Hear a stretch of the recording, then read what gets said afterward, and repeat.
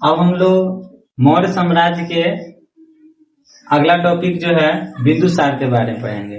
इससे पहले जो हमने पढ़ाए थे चंद्रगुप्त मौर्य के बारे में, आज हम आप लोग को पढ़ाएंगे इन्हीं के पुत्र, चंद्रगुप्त मौर्य के पुत्र आपका कौन है? बिंदुसार।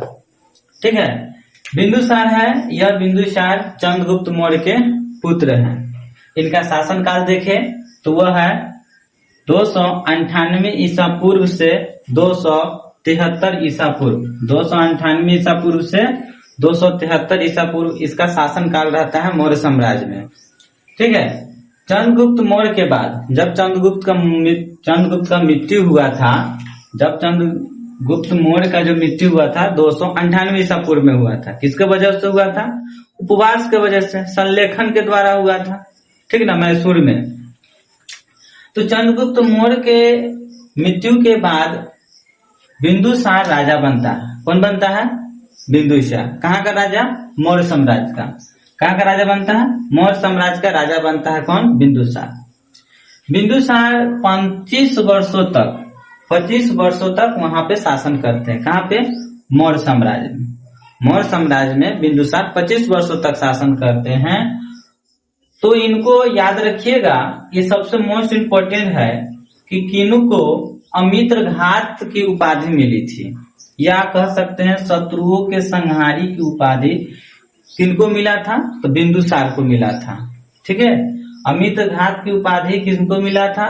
बिंदुसार को मिला था, और शत्रु के संहारी का उपाधि भी बिंदुसार को ही मिला था।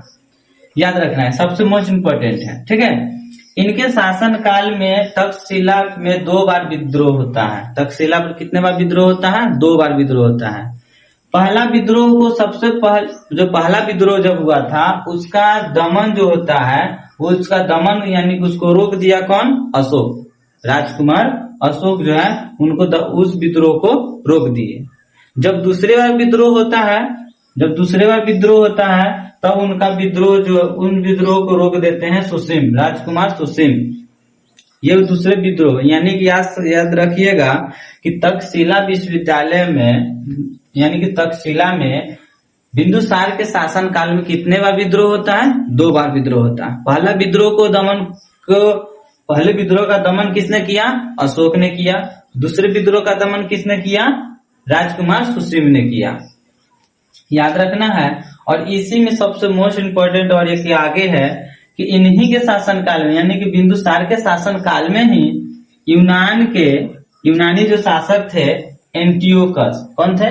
यूनान के शासक जो थे एंटियोकस, वह एंटियोकस अपने राजदूत को बिंदुसार के राज दरबार में भेजते हैं।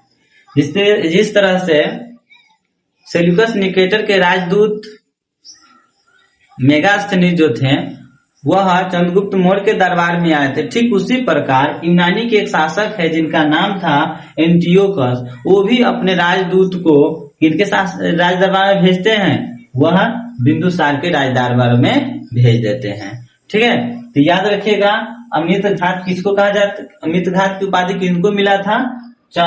बिंदुसार को मिला था। चंद्रगुप्त के मृत्यु के बाद जब बिंदुसार उनके पुत्र थे, जब वह राजा बने थे, वह 25 वर्षों तक शासन किया था और इनको अमित्रघात यानी कि शत्रुओं के संहारी नाम से उपाधि मिला था। ठीक है।